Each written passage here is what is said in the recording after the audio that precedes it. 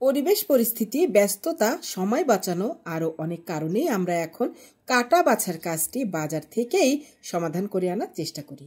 এর ফলে সুবিধা যেমন আমরা ভোগ করি, তেমনি বেশ কিছু অসুবিধার সম্মুখীনও কিন্তু আমরা হই।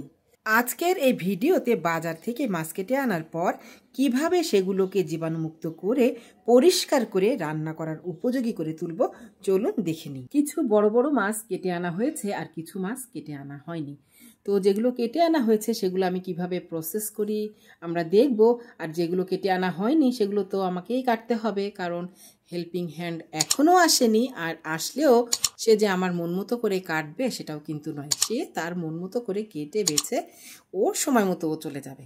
সেহেতু সব কিছু কিন্তু বাসার কর্ত্রীদেরই দেখাশোনা করতে হয়, তা না করলে পরিবারের স্বাস্থ্য একদমই ঠিক রাখা যায় না। তো চলুন বন্ধুরা, আমরা দেখি যে মাছগুলা কিভাবে আমি পরিষ্কার পরিচ্ছন্ন করে, মানে আমার মতো করে আমি খাওয়ার উপযোগী করে তুলছি, আমি আপনাদের সাথেও শেয়ার করছি। প্রথমে একটি প্যাকেট আমি খুলি, দেখি এর ভিতরে কি আছে, কিভাবে ওরা কেটেছে। হ্যাঁ বন্ধুরা, এভাবে কাটা হয়েছে।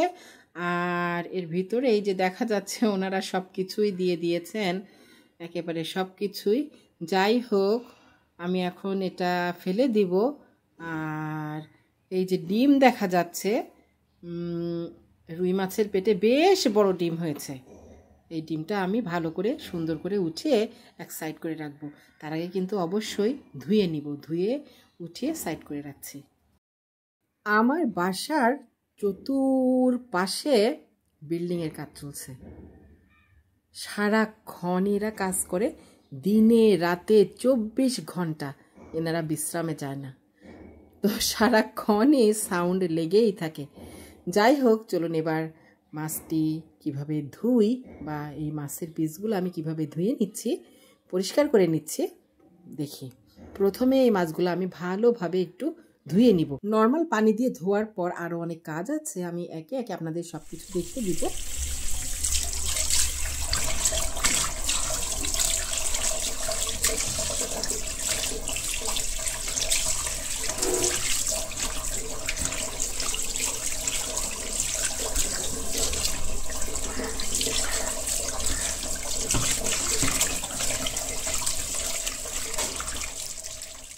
মাছের আঁশ, রক্ত এগুলো আমি খুব ভালোভাবে ধুয়ে নিয়ে উঠিয়ে নিয়েছি। এখন বন্ধুরা, এই যে মাথার ভিতরের এই যে ফুলকা, এই ফুলকা অনেকে আবার পছন্দ করেন, তবে আমার পরিবারে কেউ পছন্দ করে না, আমিও করি না। তো এগুলো আমি ফেলে দিব মানে এগুলো আবার কাকেদের ভীষণ পছন্দ। তো আমি এগুলো কাককে দিব, ওরা খুব মজা করে খায়, আমার দেখতেও খুব ভালো লাগে। মাছের ভেতরের এই যে কালো অংশ আছে এগুলো আমি ফেলে দিব। অনেকে এগুলো আবার পছন্দ করে খায়, তবে আমি ফেলে দিচ্ছি, কারণ এগুলো মাঝে মাঝে একটু গন্ধ করে, তো আমি ফেলে দিচ্ছি। মাছ কিন্তু খুব ভালো করে আমি ধুয়ে নিয়েছি, তবে একটি বিষয় আপনাদের খেয়াল করতে হবে, এই মাছ এসছে কিন্তু বাজার থেকে, তাহলে এখানে অনেক জীবাণুর আক্রমণ হতে পারে। যেহেতু আমি কেটে এনেছি, আজ তো আনিনি, তো সেক্ষেত্রে জীবাণুমুক্ত কিভাবে করতে হবে আমি আপনাদের দেখাই। এই যে লবণ, এই লবণ আমি মাছের ভিতরে দিয়ে দিচ্ছি, আর এখানে আমি নিয়ে নিয়েছি এক টুকরা লেবু। এই লেবুর রস চিপে আমি মাছের সাথে লবণ আর লেবুর রস দিয়ে খুব ভালোভাবে মাখিয়ে 5টা মিনিট রেখে দিব।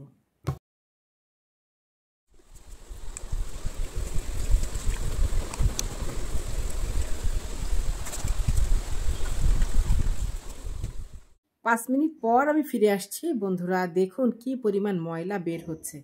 আমি নর্মাল পানি দিয়ে ধুয়েছিলাম, এরপরে যদি আমি শুধু রান্না করতাম এগুলা কিন্তু সব আমাদের খাওয়া হয়ে যেত। তো এই যে লবণ আর লেবু দিয়ে ধোয়ার পর স্মেলটাও যেমন ভালো আসবে, আবার ময়লাটাও কিন্তু দূর হবে, আবার জীবাণুমুক্তও হবে। এবার এই লবণ আর লেবু দিয়ে মাখানো মাছগুলো আমি আবারও ভালো পানি দিয়ে, মানে নর্মাল পানি দিয়ে খুব ভালোভাবে ধুয়ে নিব।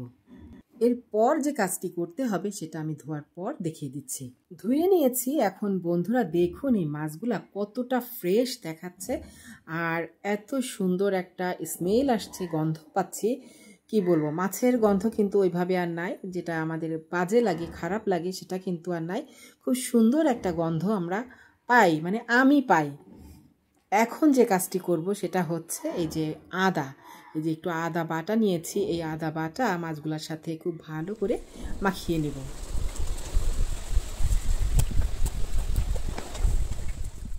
এবার মাছগুলা একটা বক্সে ভরে ডিপ ফ্রিজে স্টোর করব। এই মাছ আপনি যখন খুশি তখন বের করে একদম সরাসরি চুলায় নিতে পারবেন, আর কোনো কিছুই করা লাগবে না। ভিডিওটি আজ এই পর্যন্ত। লাইক, কমেন্ট, শেয়ার এবং চ্যানেলটি সাবস্ক্রাইব করে পাশে থাকার অনুরোধ করছি। আর যদি আপনাদের মতামত থাকে তাহলে কমেন্ট বক্সে কমেন্ট করার জন্য অনুরোধ করা হলো। সবাই ভালো থাকুন, সুস্থ থাকুন এই কামনায়। আল্লাহ হাফেজ।